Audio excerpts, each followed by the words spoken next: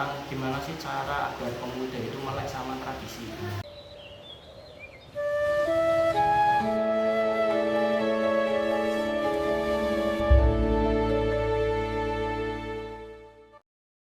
Assalamualaikum warahmatullahi wabarakatuh.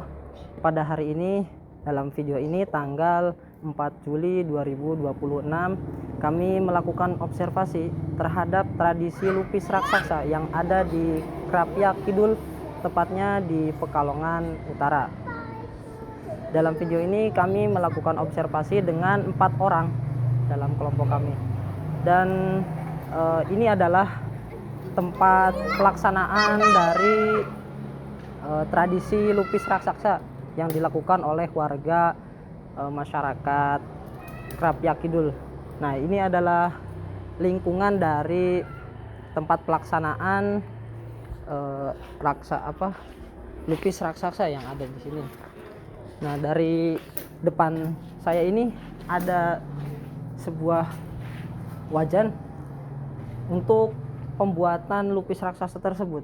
Nah, pembuatan ini dilakukan dalam jangka waktu 2 hari 2 malam, dan itu juga ditunggui atau dipantau terus 24 jam oleh masyarakatnya, karena untuk supaya stabil apinya. Nah, dan di sebelah sini adalah hasil dari acara lupis raksasa yang telah dilakukan pada Syawal kemarin, karena lupis ini dilakukan pada Syawal tanggal 8 atau Hari Raya Ketupat. Nah, pada kemarin itu dilaksanakan dari tradisi ini lupis raksasa yang beratnya sekitar 2083 kg dan diameter bulatnya 262 cm dan tingginya 239 cm. Nah, ini adalah sekedar perkenalan dari tradisi atau tempat yang biasa dilakukan untuk melaksanakan tradisi yang sudah turun-temurun dilaksanakan oleh masyarakat Krapyak Kidul. Setelah tiba di lokasi penelitian, kami mulai melakukan observasi terhadap lingkungan sekitar tempat diselenggarakannya tradisi lupis raksasa. Kawasan ini berada di tengah pemukiman masyarakat Krapyak dan telah dikenal sebagai kampung budaya. Disinilah setiap tahun masyarakat berkumpul untuk melaksanakan salah satu tradisi yang telah menjadi identitas kota Pekalongan, khususnya di daerah Krapyak Kidul. Meskipun kami datang setelah puncak acara selesai dilaksanakan, suasana kawasan masih memperlihatkan jejak pelaksanaan tradisi tersebut. Beberapa fasilitas yang digunakan saat acara masih terlihat. Demikian pula masyarakat yang masih membicarakan kemeriahan tradisi lupis raksasa. Sebagai peneliti, kami tidak hanya mencatat kondisi fisik lokasi, tetapi juga berusaha memahami makna ruang tersebut bagi masyarakat. Dalam penelitian etnografi, proses ini disebut sebagai text description, yaitu mendeskripsikan suatu kebudayaan secara mendalam. Bukan hanya apa yang tampak, tetapi juga makna yang hidup di dalamnya. Dari hasil pengamatan awal, kami melihat bahwa lapangan ini bukan sekadar tempat berlangsungnya sebuah acara tahunan. Bagi masyarakat Krapyak, tempat ini merupakan ruang budaya yang menjadi simbol kebersamaan sekaligus tempat bertemunya masyarakat dari berbagai daerah. Untuk memperoleh informasi mengenai sejarah tradisi lupis raksasa, kami melakukan wawancara dengan Bapak Fahrudin selaku panitia sepuh yang telah lama terlibat dalam penyelenggaraan tradisi ini. Sebagai pewaris daripada pendahulu kita pada saat itu, memang itu mulai terbentuk itu kurang lebih tahun 1956. Itu mulai ada pencetusan untuk dijadikan lupis itu sebagai jamuan untuk para tamu di saat Syawal itu. Karena pada saat itu masyarakat di wilayah kami itu, di wilayah Krapyak ini memang ketika adanya Hari Raya Idul Fitri, berarti kan kita masuk hari Tasrek, itu kan kita Nah, disunahkan untuk sholat Idul Fitri, kemudian diharamkan untuk berpuasa. Ya, dulu ketika diobrolin sama sesepuh, ternyata kok ada kesamaan, keinginan yang sama kayak membuat acara, terus bahasannya sowanke lah, disowanke ke Pak Yai, dan Pak Yai sendiri juga mempunyai keinginan yang sama, tapi Pak Yai itu masih menunggu siapa sih yang berani.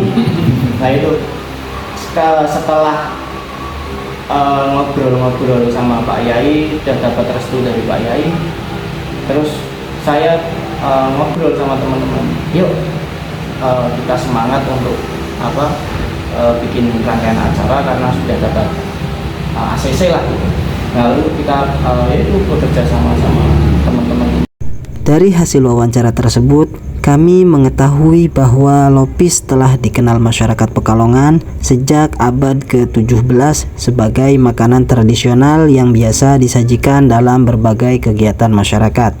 Namun, sekitar tahun 1956, masyarakat Krapyak mulai mengembangkan lopis menjadi bagian penting dari perayaan Hari Raya Kupat. Sejak saat itulah, tradisi lopis raksasa mulai dikenal sebagai salah satu identitas budaya masyarakat Krapyak. Dalam perspektif emik atau masyarakat, tradisi lopis dipahami sebagai bentuk rasa syukur setelah melaksanakan puasa sunnah 6 hari di bulan Syawal. Tradisi ini juga menjadi sarana mempererat silaturahmi sekaligus menghormati warisan yang telah ditinggalkan oleh para pendahulu.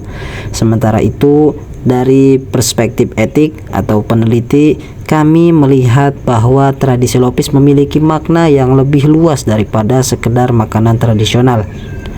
Antropolog Clifford Geertz menjelaskan bahwa budaya merupakan sistem makna yang diwujudkan melalui simbol-simbol yang dipahami bersama oleh masyarakat. Dalam konteks penelitian kami, lopis raksasa merupakan simbol budaya yang menyatukan masyarakat melalui nilai kebersamaan, rasa syukur, dan identitas kolektif.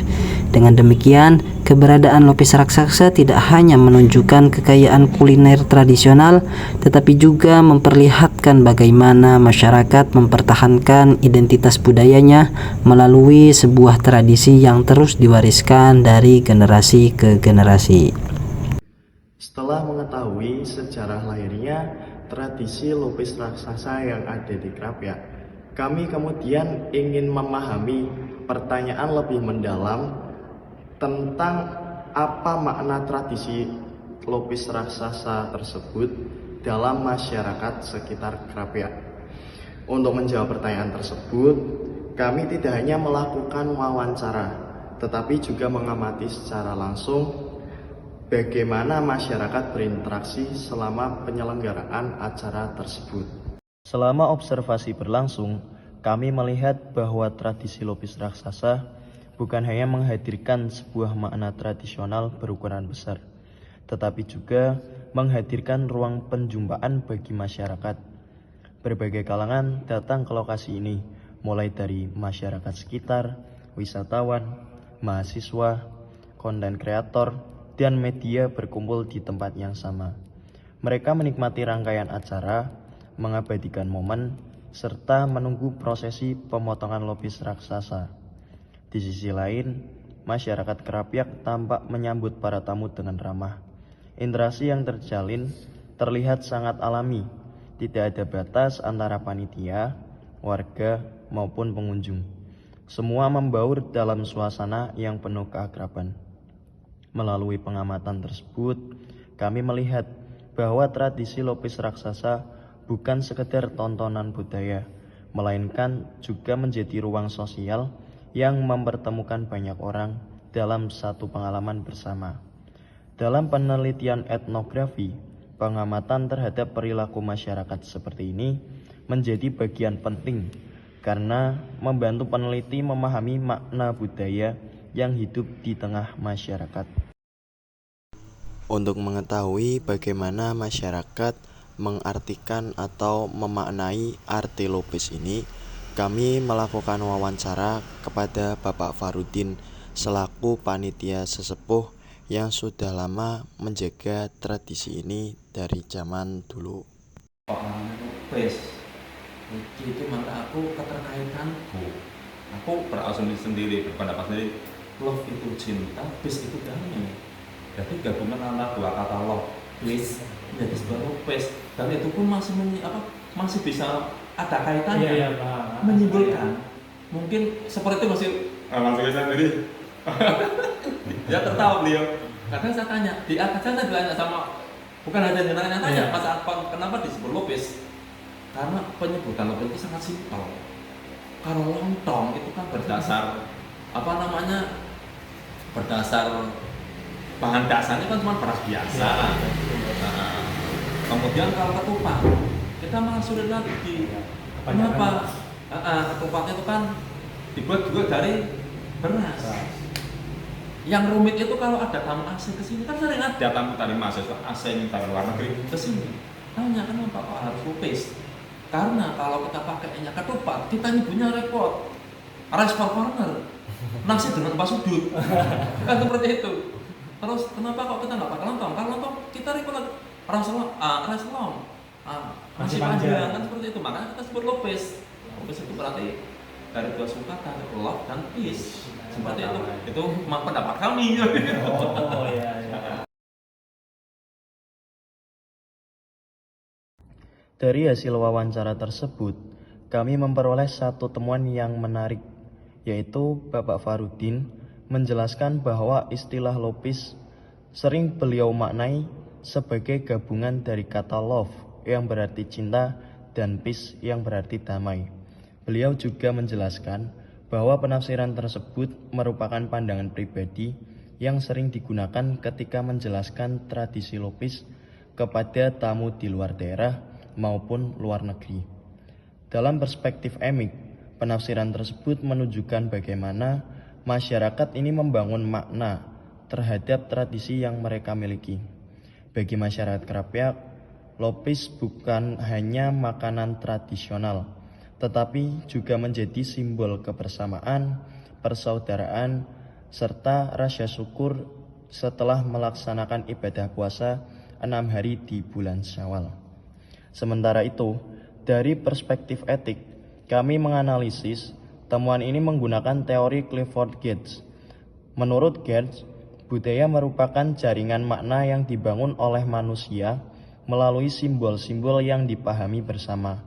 Dalam konteks penelitian ini, lopis raksasa berfungsi sebagai simbol budaya yang dihargai masyarakat bukan semata-mata karena ukurannya yang sangat besar, melainkan nilai-nilai yang terkandung di dalamnya, seperti gotong royong, silaturahmi, rasa syukur, dan penghormatan terhadap tradisi yang diwariskan oleh para leluhur. Selain itu, kami juga melihat bahwa seluruh masyarakat dapat berkumpul tanpa memandang usia, pekerjaan, maupun status sosial. Semua larut dalam suasana yang sama. Fenomena tersebut selaras dengan konsep komunitas dari antropolog Victor Turner, yaitu keadaan ketika sebuah ritual mampu menghilangkan batas-batas sosial, sehingga seluruh peserta merasakan kebersamaan sebagai satu komunitas.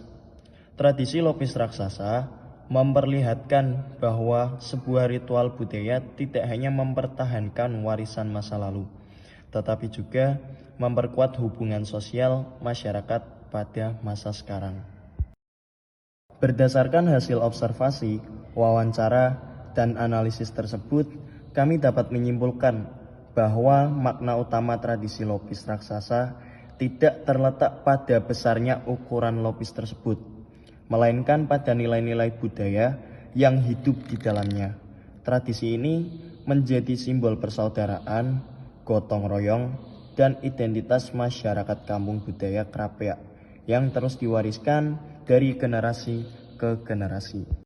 Setelah memahami sejarah serta makna tradisi lopis raksasa, kami kemudian ingin mengetahui bagaimana tradisi ini dapat terus bertahan hingga sekarang. Oleh karena itu, kami memfokuskan penelitian pada proses persiapan, pembuatan, hingga pelaksanaan tradisi Lopis Raksasa. Melalui observasi dan wawancara, kami menemukan bahwa tradisi ini tidak mungkin terlaksana hanya dalam 1 atau 2 hari. Di balik kemeriahan yang terlihat pada hari pelaksanaan, terdapat proses panjang yang melibatkan kerja sama seluruh masyarakat. Berdasarkan hasil wawancara, persiapan tradisi Lopis Raksasa telah dimulai sekitar 6 bulan sebelum pelaksanaan. Tahap awal diawali dengan pembentukan ketua panitia, penyusunan kepengurusan, pembagian tugas, serta penyusunan konsep kegiatan. Setelah itu, panitia mulai melakukan survei hingga harga bahan baku, terutama beras ketan yang menjadi bahan utama pembuatan lopis. Panitia juga melakukan pencarian sponsor, berkoordinasi dengan pemerintah daerah, aparat keamanan, serta berbagai pihak yang mendukung terselenggaranya kegiatan ini. Semakin mendekati hari pelaksanaan, pembagian tugas dilakukan secara lebih rinci.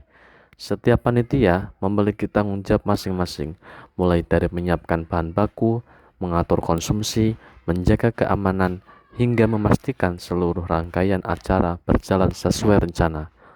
Dari hasil observasi, kami melihat bahwa seluruh proses tersebut berlangsung secara terorganisasi.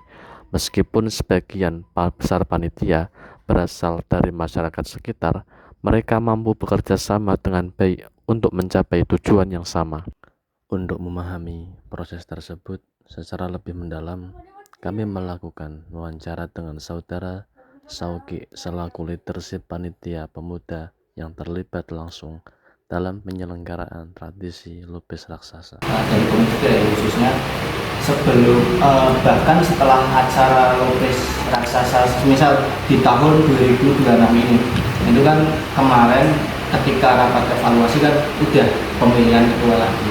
Nah itu setelah pemilihan ketua itu biasanya selang beberapa hari itu ada kayak itu sebenarnya untuk kalau bahasa anak muda ini tongkrongan, biasa nongkrong bareng itu tapi diselingin bahas soal lopis. Biasanya itu kayak nggak resmi, misal kayak ngobrol-ngobrol biasa itu dari 1 tahun sebelumnya mau konsepnya gimana dan lain-lain. Tapi untuk benar-benar terjun di rapat pertama itu biasanya kurang 6 bulan. Nah, ini kan juga hampir bulan mulut. Nah itu kan bulan mulut ya kisaran kurang setengah tahun ya. Itu kurang kisaran 6 sampai 7 bulan kita sudah mulai merancang yang seperti tema terus akan acaranya bagaimana itu sudah kita bahas, tapi belum yang murni hasil rapat. Dari hasil wawancara tersebut, kami mengetahui bahwa proses pembuatan Lopis Raksasa berlangsung selama beberapa hari. Pembuatan dimulai pada H+2 setelah Idul Fitri. Beras ketan terlebih dahulu dicuci, kemudian dimasak menggunakan beberapa dandang besar hingga mencapai tingkat kematangan tertentu. Setelah itu, ketan ditumbuk menggunakan batang daun nipah agar teksturnya menjadi lebih padat sebelum dimasukkan ke dalam kerangka berbentuk silinder. Proses memasak kembali dilakukan selama berjam-jam. Setelah 1 hari, lopis dibalik agar tingkat kematangannya merata. Selanjutnya dilakukan proses penirisan hingga akhirnya lopis siap dipotong dan dibagikan kepada masyarakat pada tanggal 8 Syawal. Selama melakukan observasi, kami melihat bahwa hampir seluruh proses tersebut dikerjakan secara bersama-sama.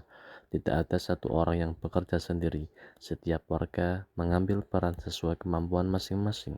Ada yang memasak, mengangkat dandang, menyiapkan peralatan, mengatur logistik, hingga menjaga keamanan lokasi. Dalam perspektif EMIK, Saudara Sauki menjelaskan bahwa tujuan utama tradisi Lopis Raksasa tersebut bukanlah untuk mencari keuntungan ekonomi. Menurut beliau, yang terpenting adalah menguri-uri budaya, yaitu menjaga serta melestarikan warisan budaya agar tetap hidup dan dikenal oleh generasi berikutnya. Dari perspektif etik, temuan tersebut dapat dipahami menggunakan teori Emile Durkheim mengenai solidaritas sosial. Durkheim menjelaskan bahwa masyarakat dapat bertahan karena adanya kesadaran kolektif dan rasa saling memiliki terhadap tujuan bersama. Hal tersebut tampak jelas dalam tradisi Lopez raksasa. Seluruh masyarakat bekerja secara sukarela tanpa mengutamakan kepentingan pribadi. Mereka percaya bahwa keberhasilan tradisi ini merupakan keberhasilan seluruh warga kampung budaya Krapyak. Dengan demikian, kami melihat bahwa gotong royong bukan hanya menjadi slogan, tetapi benar-benar diwujudkan dalam setiap tahapan penyelenggaraan tradisi Lopez raksasa. Melalui hasil observasi, wawancara, dan analisis tersebut, kami menyimpulkan bahwa kekuatan utama tradisi Lopez raksasa tidak hanya terletak pada ukuran Lopez yang menjadi daya tarik masyarakat. Lebih dari itu, tradisi ini mampu bertahan karena adanya kerjasama, gotong royong, serta solidaritas sosial yang terus dipelihara oleh masyarakat kampung budaya Krapyak. Berdasarkan hasil observasi dan wawancara yang telah kami lakukan sebelumnya, kami menemukan bahwa keberlangsungan tradisi Lopez raksasa ini tidak hanya bergantung pada semangat masyarakat dalam melestarikan budaya. Tradisi ini juga mampu bertahan karena masyarakat mampu beradaptasi dengan berbagai perubahan sosial, lingkungan, dan perkembangan zaman, serta berinovasi tanpa meninggalkan nilai-nilai yang diwariskan oleh para pendahulu. Selama melakukan observasi di Kampung Budaya Krapyak Kidul, kami melihat bahwa kawasan ini telah berkembang menjadi ruang publik yang mampu menampung ribuan pengunjung setiap tahunnya. Namun, berdasarkan informasi yang kami peroleh dari narasumber, kondisi tersebut tidak seperti sekarang. Dahulu, kawasan ini sebelumnya hanya tanah lapang yang banyak tanaman liar, dan tempat tersebut harus dibersihkan terlebih dahulu sebelum acara. Selain itu, daerah tersebut sering terdampak banjir rob. Air laut pasang hampir setiap hari menggenangi pemukiman warga, sehingga aktivitas masyarakat, termasuk penyelenggaraan tradisi Lopez raksasa, sering mengalami kendala. Bahkan lokasi penyelenggaraan tradisi juga beberapa kali berpindah karena keterbatasan tempat. Masyarakat harus menyesuaikan diri dengan kondisi yang ada agar tradisi tetap dapat dilaksanakan setiap tahunnya. Perubahan tersebut menunjukkan bahwa pelestarian budaya tidak hanya bergantung pada semangat masyarakat, tapi juga dipengaruhi oleh kondisi lingkungan dan dukungan berbagai pihak.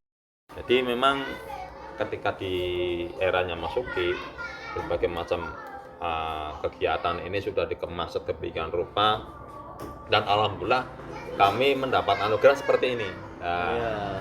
Gimana kan rowo ke?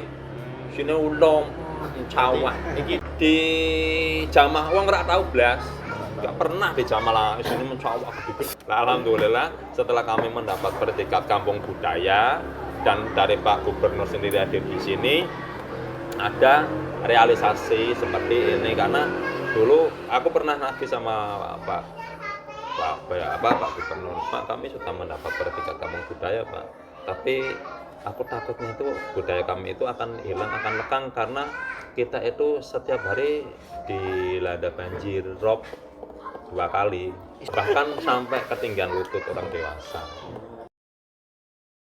Dari hasil wawancara tersebut, kami mengetahui bahwa masyarakat Krapyak tidak pernah menyerah terhadap berbagai tantangan yang mereka hadapi. Sebaliknya, mereka terus memperjuangkan agar tradisi Lopez raksasa tetap dapat dilaksanakan. Aspirasi masyarakat akhirnya mendapat perhatian dari pemerintah melalui pembangunan infrastruktur dan penataan kawasan, sehingga lokasi penyelenggaraan menjadi lebih layak dan nyaman. Dalam perspektif EMIK, masyarakat memandang perubahan tersebut sebagai bentuk kepedulian terhadap keberlangsungan warisan budaya mereka.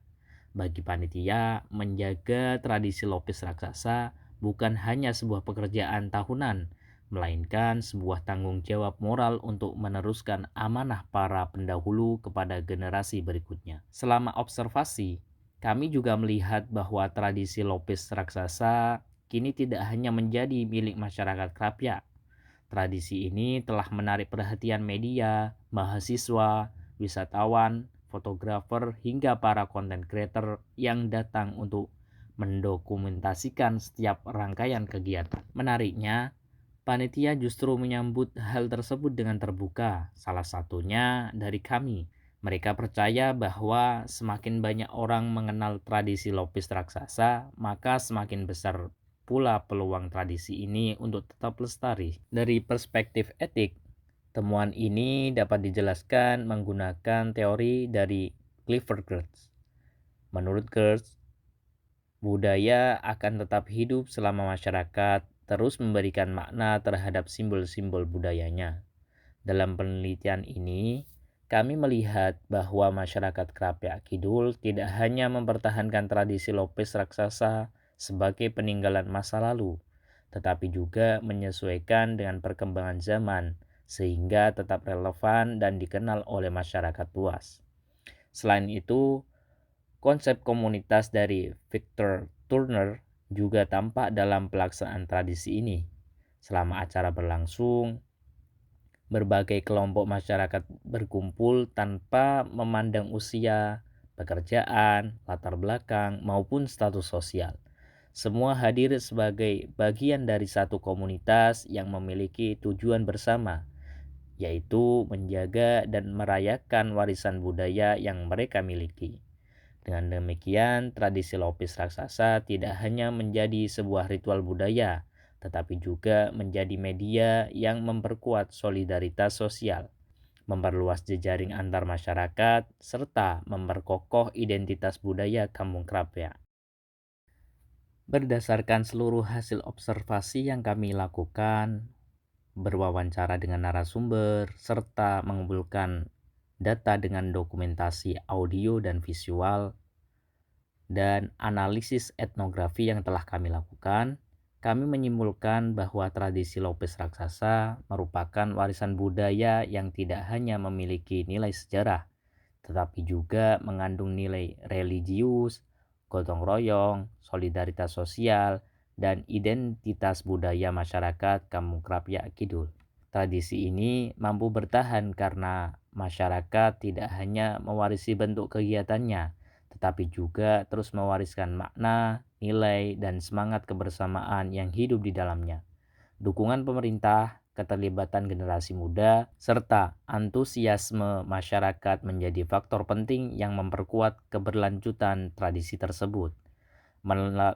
Melalui penelitian etnografi ini, kami belajar bahwa sebuah tradisi akan tetap hidup apabila masyarakat memiliki rasa memiliki, menjaga kebersamaan, dan terus memberikan makna terhadap warisan budaya yang mereka miliki. Demikian hasil penelitian etnografi kelompok kami mengenai tradisi Lopis Raksasa di Kampung Budaya Krapyak Kidul, Kecamatan Pekalongan Utara, Kota Pekalongan. Terima kasih atas perhatiannya. Wassalamualaikum warahmatullahi wabarakatuh.